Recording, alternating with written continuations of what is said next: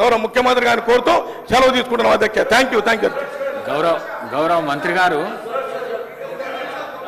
ఒక్క నిమిషం నేను మాట్లాడతాను. గౌరవ మంత్రి గారు, సభలో ఉన్న గౌరవ సభ్యులందరూ అధికార పక్షం కానీ ప్రతిపక్షాలు కానీ అందరూ ఈ క్వశ్చన్ అడగాలనుకుంటున్నారు. మీకు ఇంతకుముందు సెషన్లో కూడా నేను సూచించినాను, అందరిని పిలిచి ఒక రివ్యూ మీటింగ్ ఇక్కడనే అసెంబ్లీలో పెట్టమని చెప్పేసి. మీరు పెట్టినంటే ఈ అవకాశం దొరకకుండే. ఈసారైనా అసెంబ్లీ కాగానే తప్పకుండా అందరినీ పిలిచి ఒక రివ్యూ మీటింగ్ కంపల్సరీ పెట్టాలని చెప్పేసి మీకు కోరుకుంటూ తలసాని శ్రీనివాస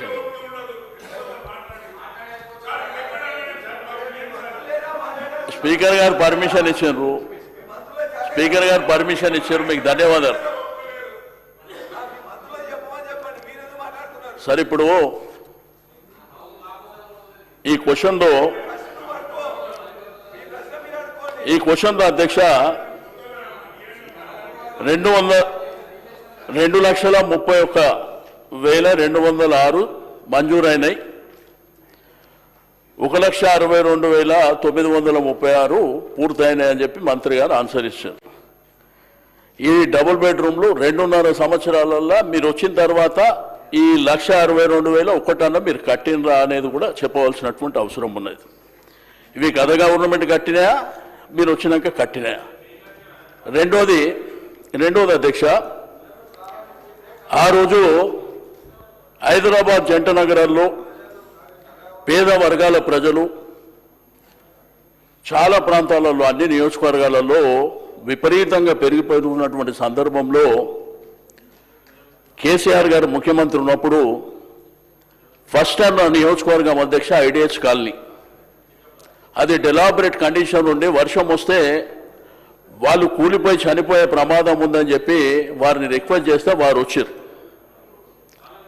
అక్కడి నుంచి శ్రీకారం చుట్టిందే ఈ డబుల్ బెడ్రూమ్ ఇల్లు అధ్యక్ష. ఆ తర్వాత ఆ ఇల్లు కంప్లీట్ అయిన తర్వాత మధ్యలో మన రాష్ట్ర గవర్నర్ గారు నరసింహన్ గారు కూడా అక్కడికి వచ్చి విజిట్ చేసి ఇది అద్భుతంగా ఉంది, ఢిల్లీలో ఐఏఎస్ ఐపీఎస్లో కూడా లేదనేది చెప్పినటువంటిది. నేను మంత్రి గారికి రిక్వెస్ట్ చేసేది ఏంటంటే, మీరు 99 రోజుల ప్రోగ్రాంలో ఏదైతే ఖాళీ ప్రాంతాలలో కట్టినటువంటి ఇండ్లేమో మీరు 99 డేస్లో ఇవ్వండి. ఏదైతే జంట నగరాల్లో సికింద్రాబాద్, హైదరాబాద్ పేద వర్గాలు ఉన్నటువంటి ప్రాంతాల్లో వాళ్ళని అక్కడి నుంచి తీసేసి కట్టిన ఇండ్లు అవి. కానీ ఇప్పుడు ఏంటంటే వాళ్ళ దగ్గర ఉన్నటువంటి వివరాలలో ఒక 12-14 వివరాలు కావాలని అడుగుతుండ్రు. బట్ మీకు అందరూ తెలుసు, 70-80 సంవత్సరాల నుంచి నివాసం ఉంటున్నటువంటి వాళ్ళ దగ్గర కొన్ని పేపర్లు అందుబాటులో ఉండవు, వాళ్ళు దాచుకోవడం కూడా ఉండదు. ఆ ప్రాంతంలో ఏంటంటే ఇవి ఖాళీ ఉన్నాయి కదా అని చెప్పి మీరు వేరేళ్ళకి అలర్ట్ చేసేటువంటి కార్యక్రమం చేస్తే అక్కడ అన్ని బస్తీలలో గొడవలు జరుగుతున్నాయి. ఫర్ ఎగ్జాంపుల్ మా దగ్గర గంగిరెడ్డి దొడ్డి అని, అంబేద్కర్ నగర్ అని ఆ ప్రాంతాల్లో ఒక 2-3 బయట వాళ్ళకి అలర్ట్ చేస్తే బస్తీ అంతా గొడవలయ్యేటువంటి పరిస్థితి ఉంది.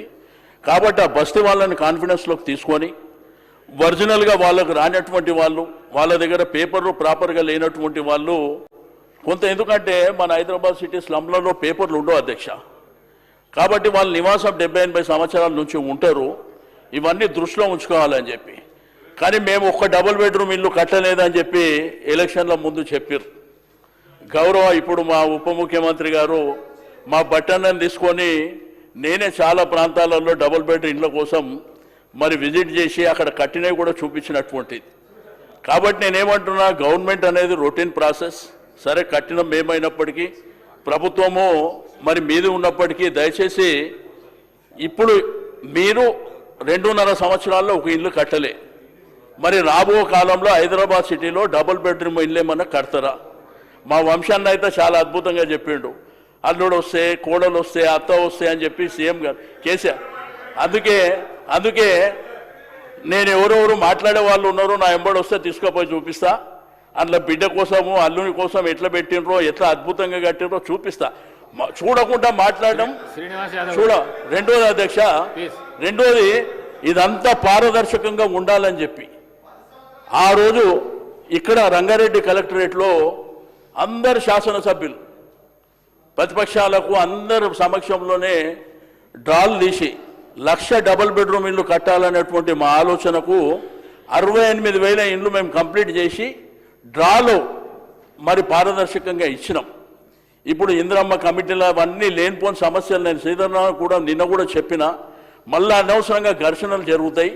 మీరు పేదవాళ్ళని దృష్టిలో ఉంచుకొని, బిలో పవర్టీ లైన్ ఉన్న వాళ్ళని దృష్టిలో ఉంచుకొని మీరు చేయవలసిందిగా కోరుతూ, చివరిగా మా రెవెన్యూ మినిస్టర్ గారు, హౌసింగ్ మినిస్టర్ గారికి, మీరు హైదరాబాద్ సిటీలో ఇప్పుడు 2.5 సంవత్సరాల నుంచి ఒక ఇల్లు కట్టలే, ఇప్పుడు ఏమన్నా భవిష్యత్తులో కడతారా? మీరు దయచేసి అది కూడా చెప్పవలసిందిగా నేను కోరుతా ఉన్నా. Thank you sir. Shri KP Vivekananda గారు. అధ్యక్ష ధన్యవాదాలు అధ్యక్ష. అధ్యక్ష 2 BHK సంబంధించి అధ్యక్ష, ఇది కుత్బుల్లాపూర్ నియోజకవర్గంలోనే దాదాపు 13,000